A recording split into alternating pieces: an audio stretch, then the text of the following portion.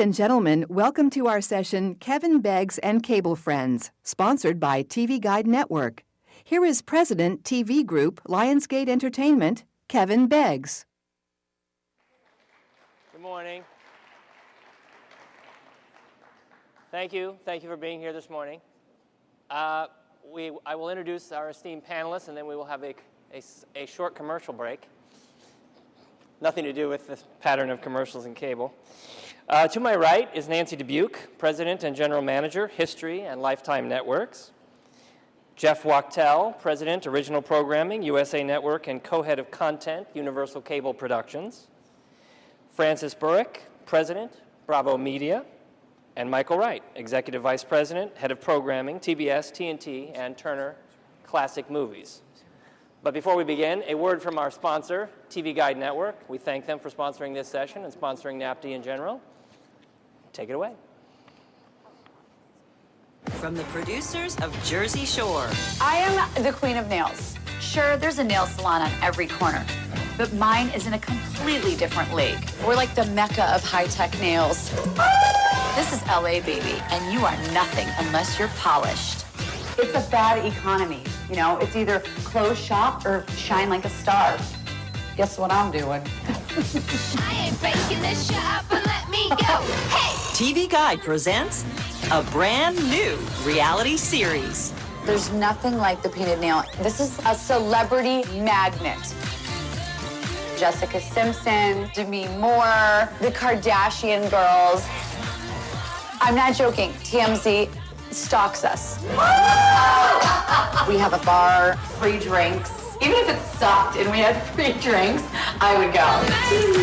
Walter is my boyfriend. We've been together for 4.5 years. I'm a 51-year-old boyfriend. He is a record producer. He's worked with Mariah Carey, Celine Dion, Barbra Streisand. She sits next to me and was like, oh, Walter's girlfriend. You know, and I was like texting on the table, oh, it's Barbra Streisand. Walter's album just got nominated for a Grammy. The vegan nail is blowing up right now. Becky, did you book my tickets to Sundance? My life is so much fun. Get your ass over here. Let's go to the Louis Vuitton party. Oh. But this is not a walk in the park. If something's missing and I paid that amount of money, I understand, but freaked out. Seriously, if you guys call me one more time, someone's getting fired. My name and my store is riding on this one event. You realize that the event has started and there's no carpet, no champagne. What the is going on up there? Literally, it's make it or break it. Thank God for alcohol. This chick is crazy and fun, and she's going to be a huge success. This is my salon, my life, and my story.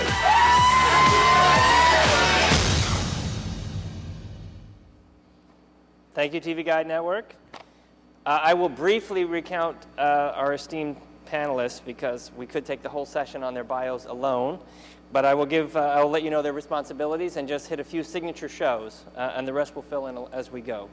So Nancy is responsible for strategic planning, programming, consumer marketing, publicity, and brand development for History and Lifetime, and she's also in charge of History International, History in Espanol, Military History, Lifetime Movie Network, and Lifetime Real Women Networks.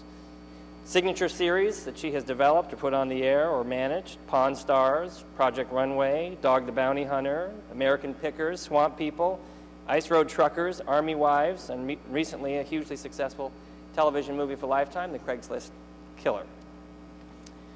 Jeff Wachtel is head of programming at USA, as I said, is responsible for USA Networks, and is co-head of content at Universal Cable Productions, making shows for his own networks and others. Some of their hit shows include Monk, Burn Notice, Royal Pains, White Collar, Covert Affairs, In Plain Sight, Psych, The Starter Wife, The 4400, and The Dead Zone. What was that last one, Kev? The Dead Zone. Thank you. Francis, who is president of Bravo Media. Sorry. I'm the Tim Allen. No, you're not Tim Allen. Supervises marketing, promotions, creative services, ad sales, and all programming for Bravo, including original production, development, scheduling, and acquisitions. She was elevated to president in June of 2010. Signature series include Queer Eye for the Straight Guy, Project Runway, Real Housewives, Top Chef, Kathy Griffin, My Life on the D-List, Flipping Out, The Rachel Zoe Project, and Inside the Actor Studio. Michael Wright is in charge of TNT, TBS, and TCM, and has a slew of hits, including The Closer, Rizzoli and Isles. Hold on, I lost my list. Into the West, Men of a Certain Age, Leverage, Southland, Conan, Lopez Tonight, Glory Days, Door to Door, The Librarian, The Company, and the Screen Actors Guild Awards, among many others.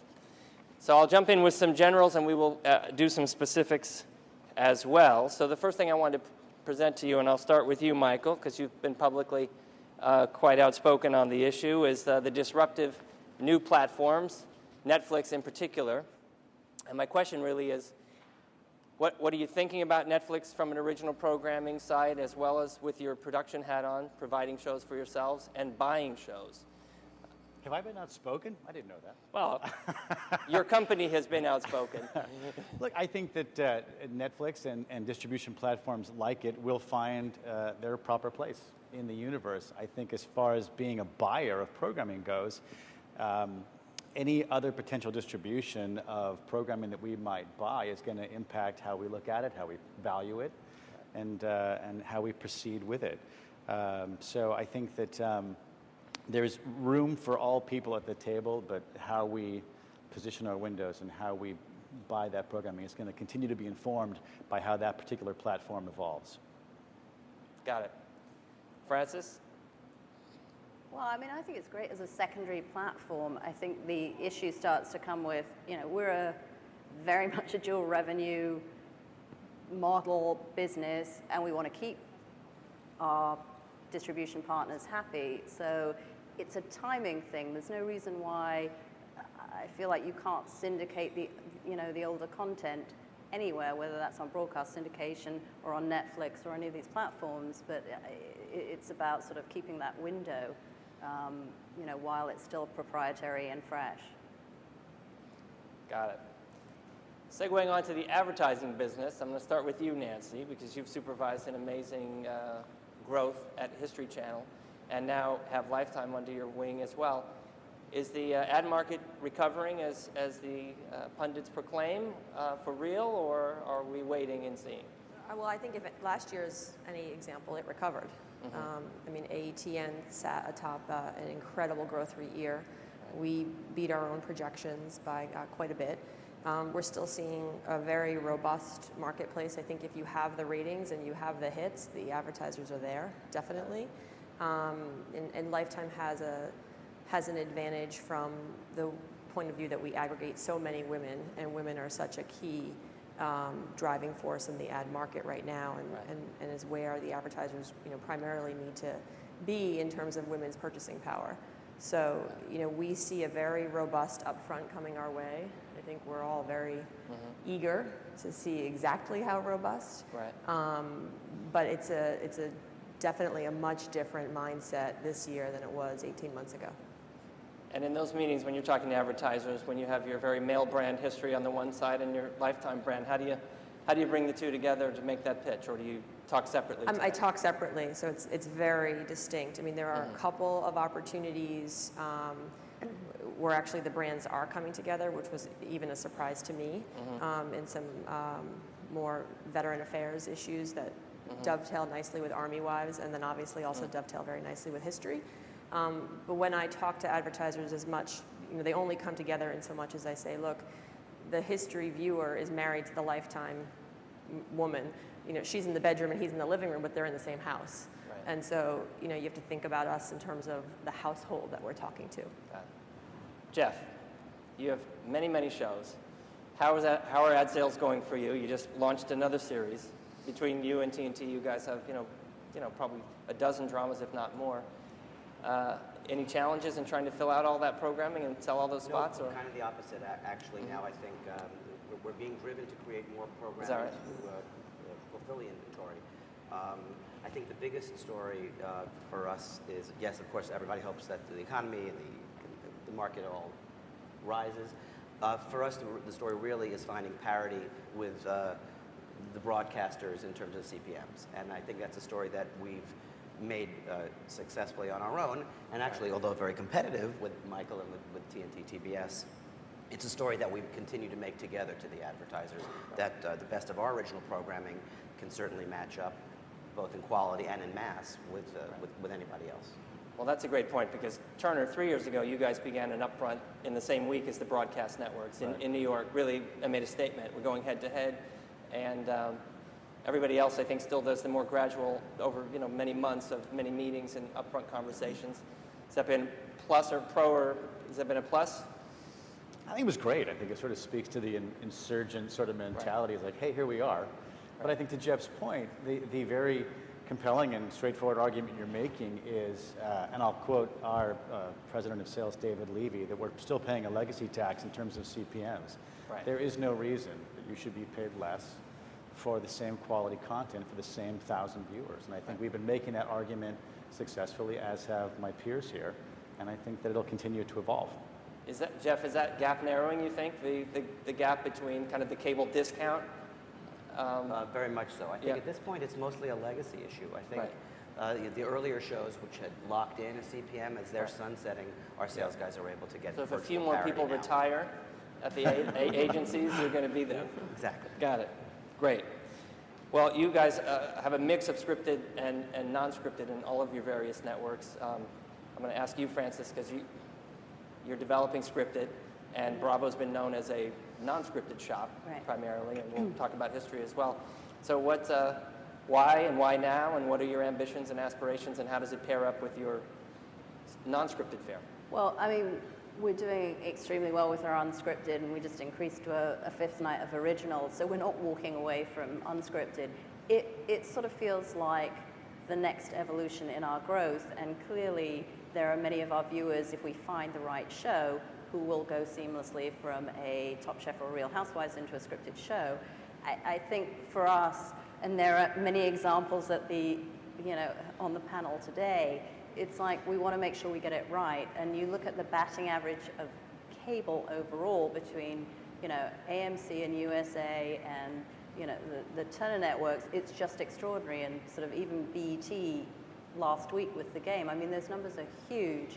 It feels like if you can get it right and you can find the right show for your audience, you can, you really can see, increased value. I mean, we already have very high CPMs just by virtue of having a very educated and affluent audience.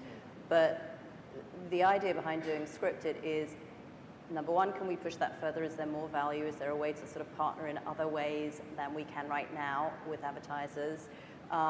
Is that a way to extend greater value from the international platform? I mean, by definition, reality doesn't always translate as well overseas. So it's just a way of sort of growing our, essentially both audience and value and the longevity of the programming. Again, on the history you built into a nonfiction powerhouse. You guys are getting into scripted as well. Is there a thought that you want to replicate the arenas, the non-scripted, or is that basically leave that where it is and we'll go somewhere else? They're definitely disconnected, and I think for history, the scripted would be very calculated and probably more minimal. I mean, when you have a show like Pawn Stars on a Monday night is actually the #1 show in TV.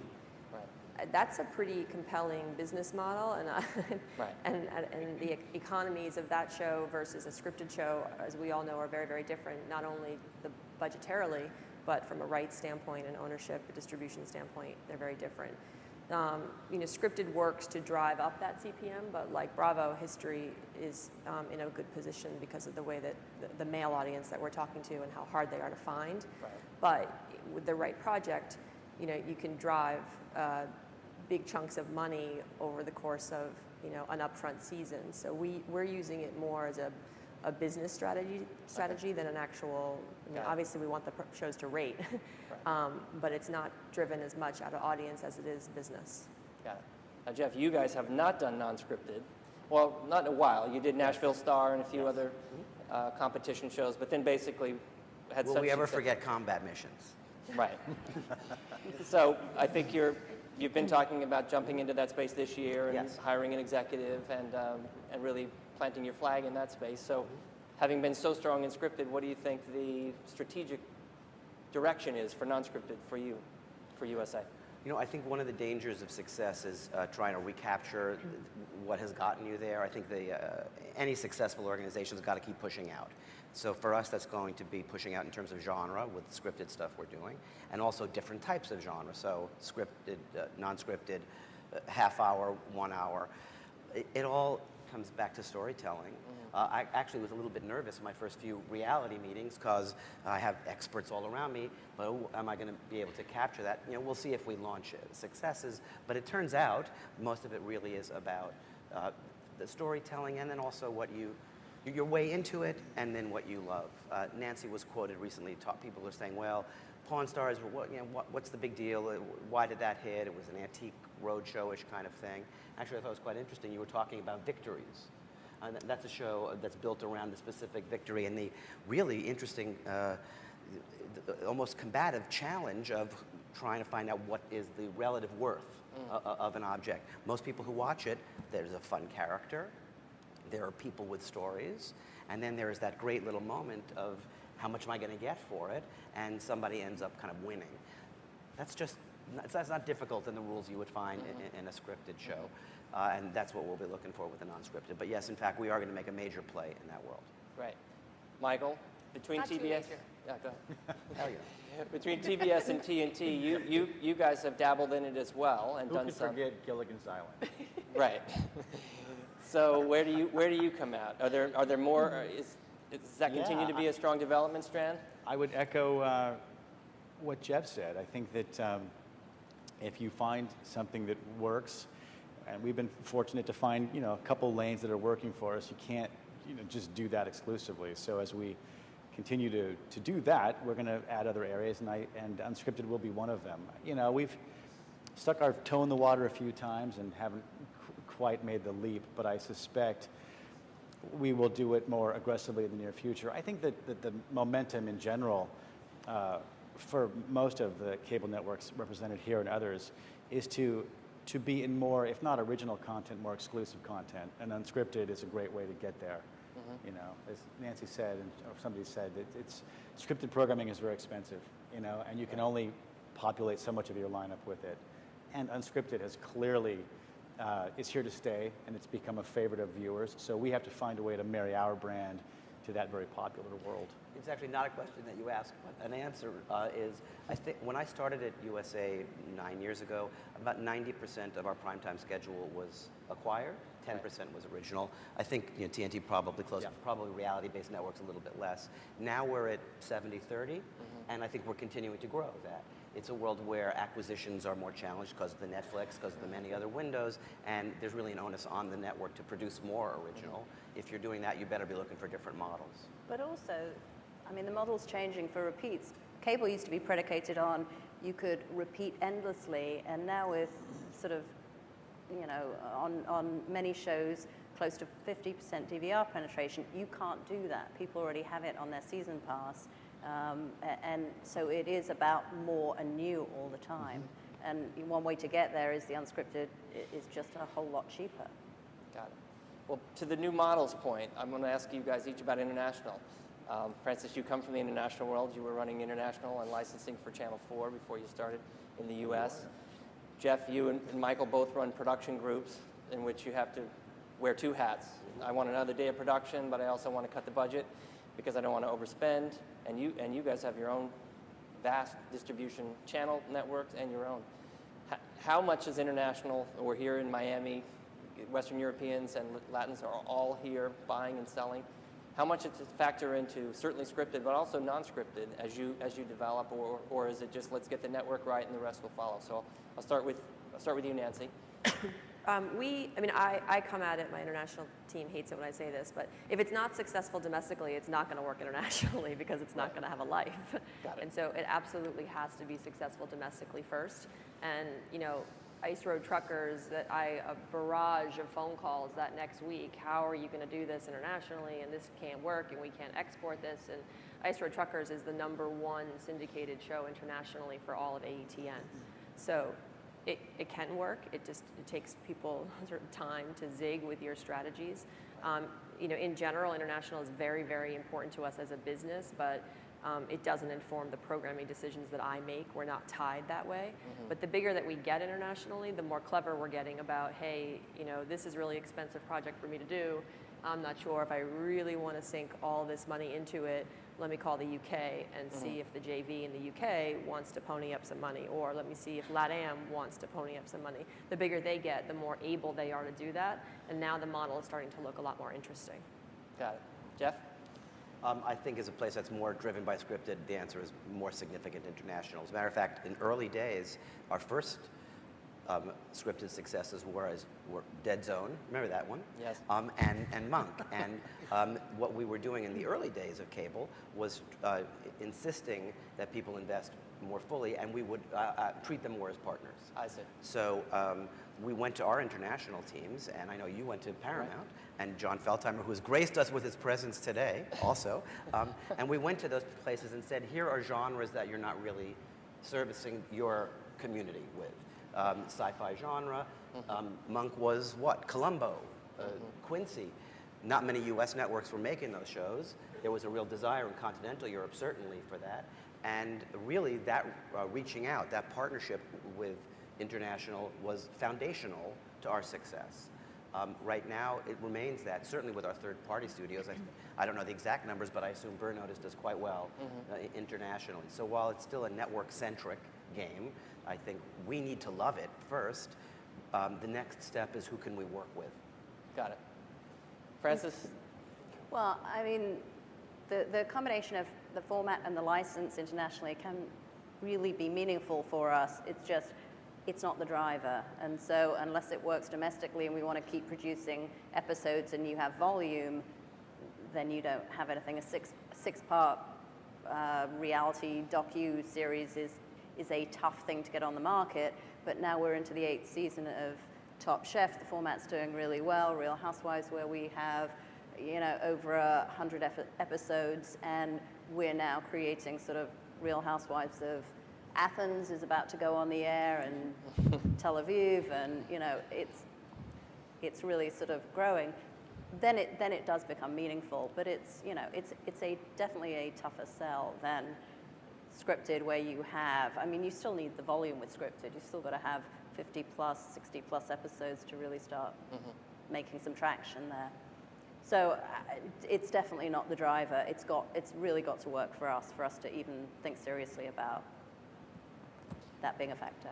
Michael, you guys work closely with Warner Brothers and a lot of third-party suppliers. So just for a moment, take us into the Warner Brothers conversation on any number of shows that you might do. We're talking about budget, license fee, and they've got to get an international number and a DVD.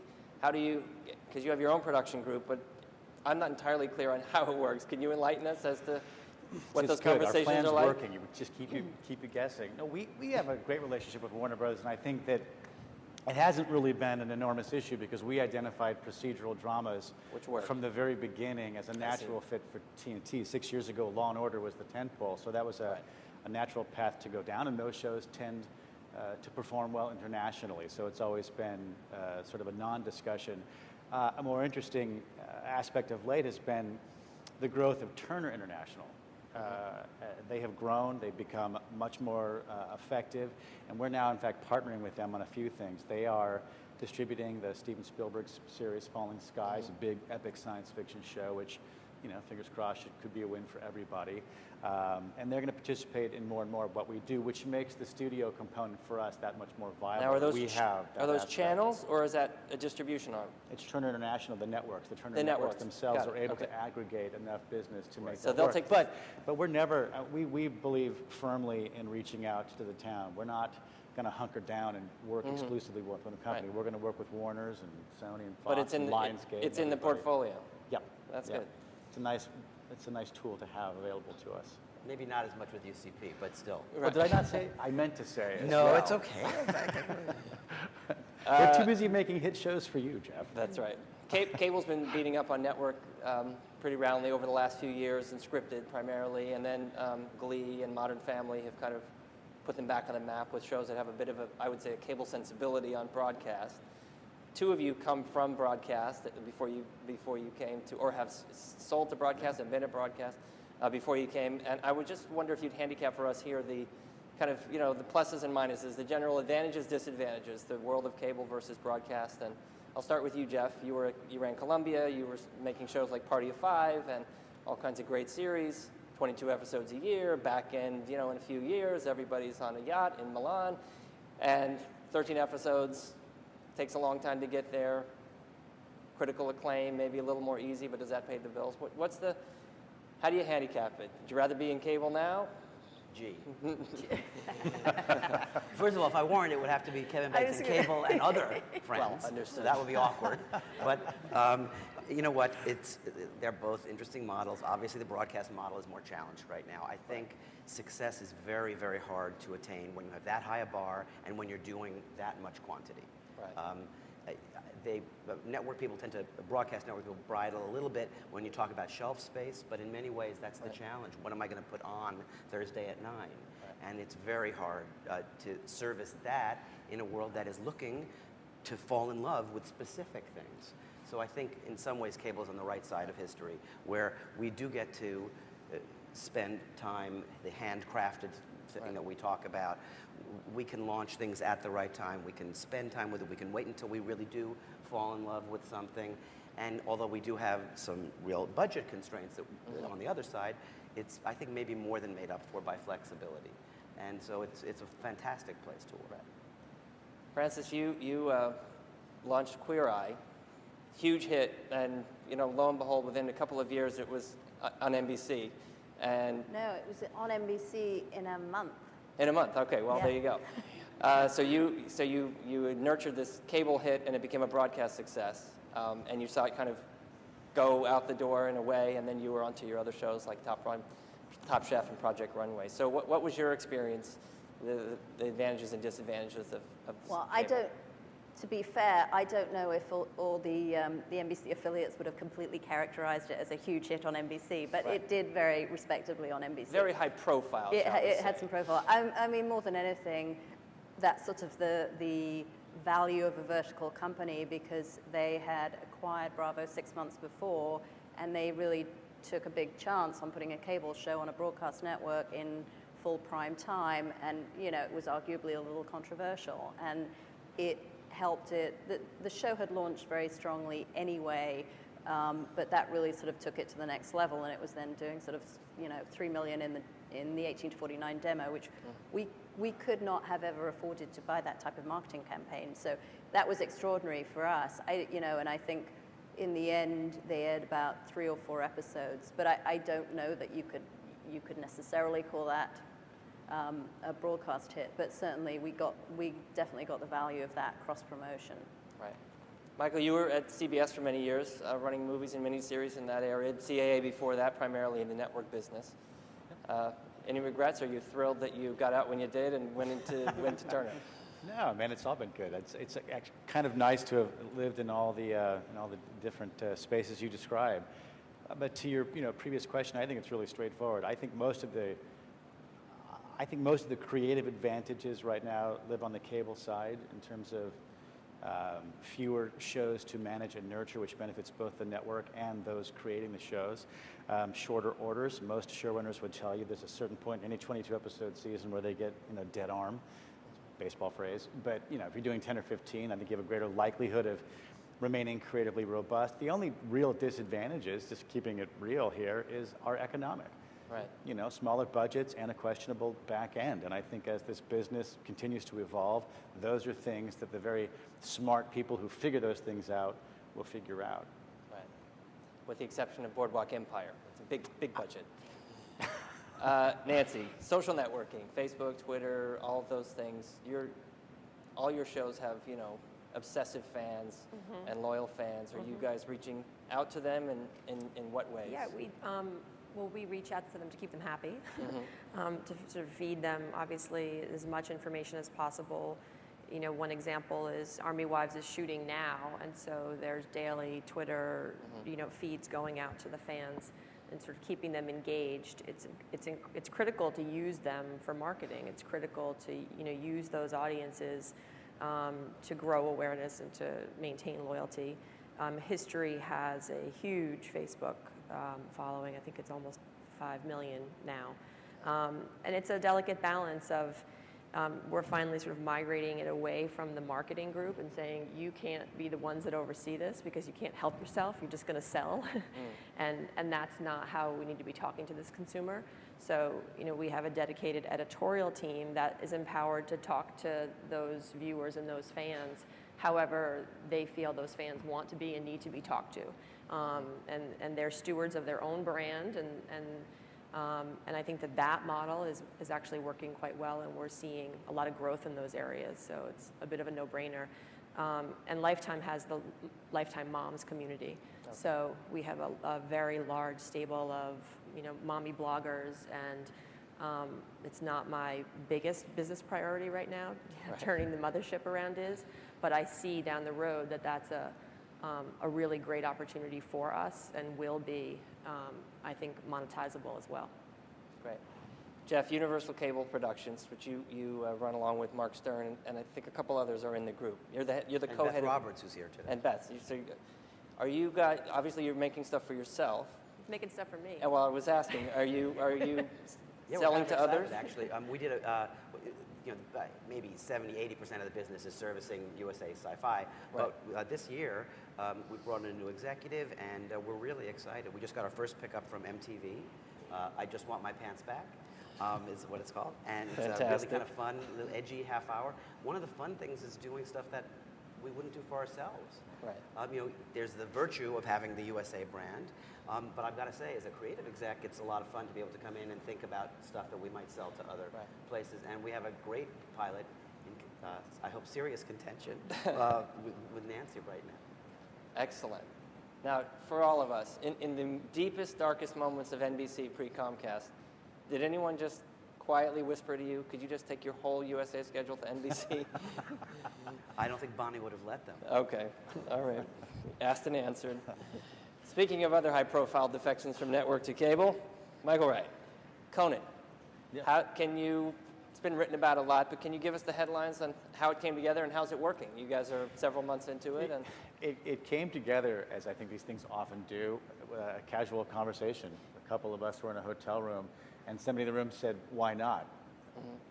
It was really that, and so I made a phone call the next day and to Conan's reps, who made clear that there was no deal anywhere else. Mm-hmm. So we set up a meeting, and Steve and I and Sandra Dewey went over to meet with them, and I think we went into that meeting thinking, well, this is a long shot, but we'll see, and left the meeting saying, wow, this might actually happen.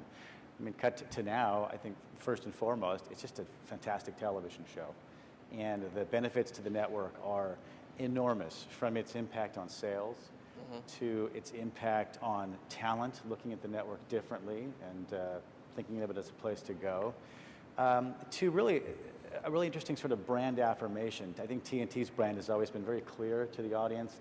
TBS as a comedy network, which is a very subjective thing, has been harder to define for people, and Conan's footprint is so loud and so respected that it has a way of sort of automatically shouting to the audience, here's what this network is about.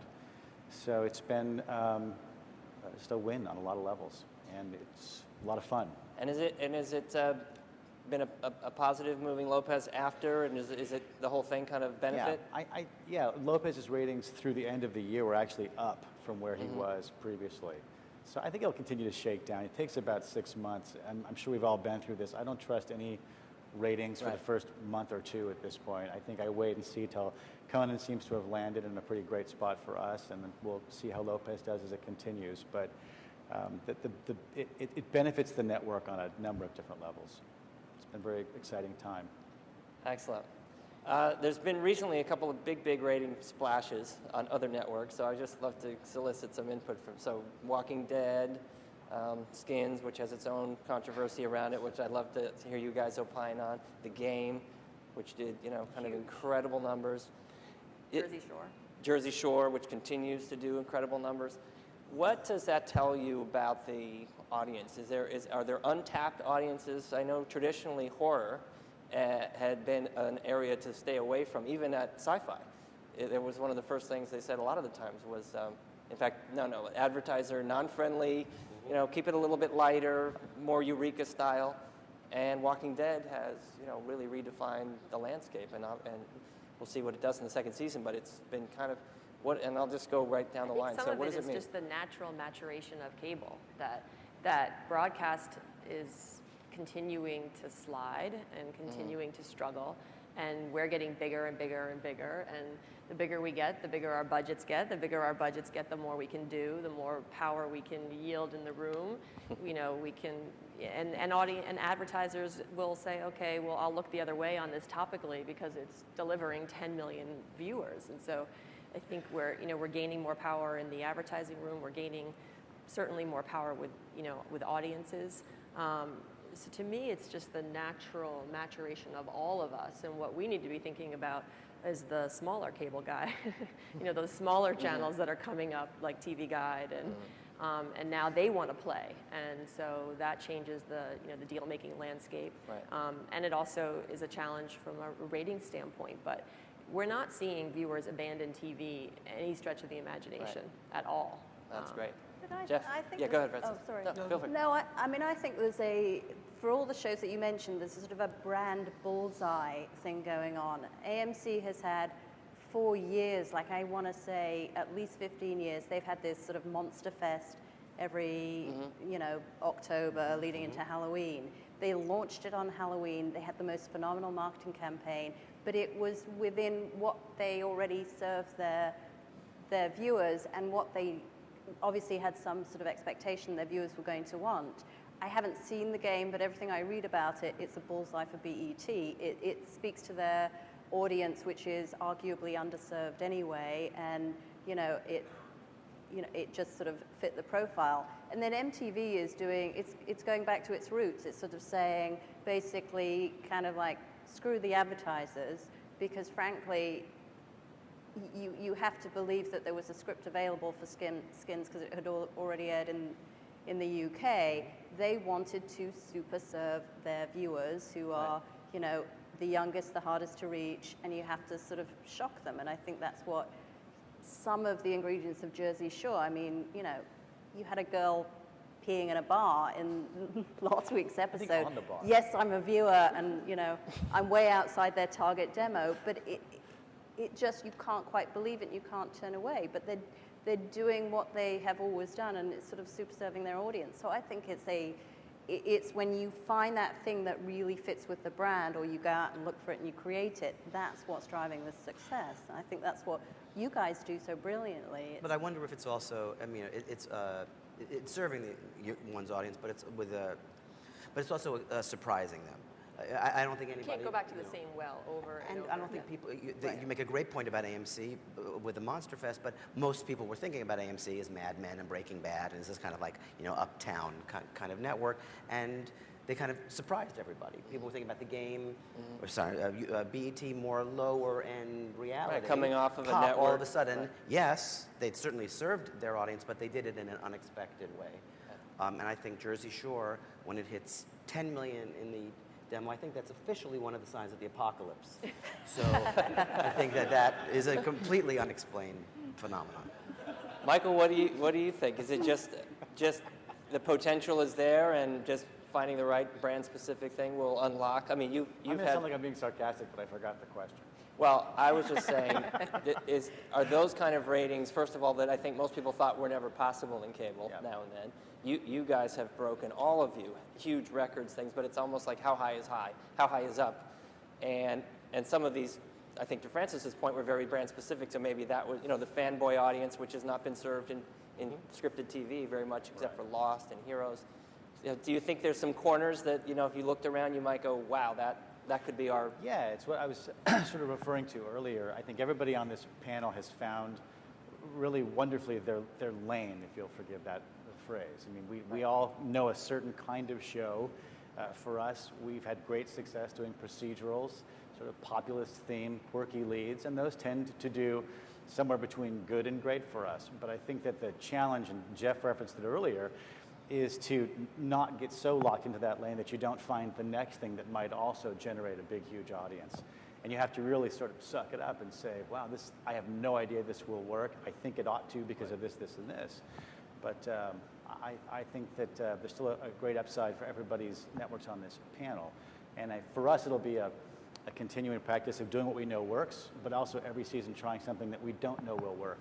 because those are I think some of the most satisfying wins. Well, Men of a Certain Age was a departure for you from. So is Falling Skies. You know, so you know. Your timing may be perfect on Falling Skies. Hope so. I always feel compelled to say, because I've read in a few places, well, if this is their reaction to Walking Dead, it's actually been in development for 2.5 years. So there's me being defensive, but yeah, the timing could be right, but. It's also, when you see it, it's very much a TNT drama. Noah Wiley's character is that sort of populist hero that we like to utilize, but the storytelling circumstances around him are very different for us. Jeff, earlier you mentioned storytelling being the common ingredient of scripted and non-scripted. And 3 of you, actually, as I was reading your bios last night getting ready, I knew 2 of you, but come from a theater background. You were producing and directing. You brought David Mamet to America. Thank you. Francis, you were raising money from what I read and fundraising in the theater world, and Michael was an actor. How does any of that factor into your theater training, what you learned into your decision making, and how you approach buying? Well, for me, it just means that instinctive belief in character and the writer, which I think is true of television anyway. It is a writer-driven, character-driven business. Right. People come for a star or an idea, and I think they tend to stay for a character with whom they form a relationship. And the theater has only the writer's words and those characters to really engage and entrance people. So that's sort of beat into you from a very early age if you're a theater person. Francis? Oh, I think it's just, you can be really creative with not a lot of money. I think it's just as simple as that. Right. I didn't quite have the hairline to be as successful an actor as Michael, but you know what? There's a skill set that you learn in dealing with the creatives in the theater world, which is trying to formulate a larger vision and then have people find their own way in, and that's pretty much what one tries to do as a network, where you find a vision for a show, you find an attack, you find a brand, but ultimately you're in the hands of the creators. And if they won't create, if you give them line readings, they'll create their own voice, but keeping that within a broader vision. And it's all about performance. I feel, since I'm seeing us almost close to the 2-minute warning, I should say, other than the fridge, is it as cold there as it is up here? Yeah. It's chilly. But maybe that's because they're keeping it cool for the disco, because we have a disco ball, so this is all about show business. Are you going to kick off the dancing? And yeah, they won't. They said it wouldn't extend to there. But the older members of the audience might remember, if I'm right, this room was the Laurent room, where I believe Ed Sullivan actually filmed his show 2 or 3 weeks a year at the Fontainebleau. So while we talk about the 21st century and all of the challenges of Netflix, we should also remember the history of entertainment, because I think we're part of that here. Nancy, you run all these networks. You're now flying back and forth. You mentioned some networks I didn't even know I ran. Well, it was a long list. You're flying back and forth now because of Lifetime and your portfolio more than you did before. Yeah. You're a mother, you're a wife, you're a high-powered executive. How do you balance it? How do you keep it together without going crazy? And is there anything aside from basically just normal lack of sleep for anybody that keeps you up at night about your networks and what's in front of you? Yeah, I mean, I'm in a bit of a schizophrenic situation with the networks, because one is, on fire and one's trying to figure it out. Right. And so I think that balancing of those two worlds is definitely what's a little more tricky. I think the jury's out if I'm holding it together.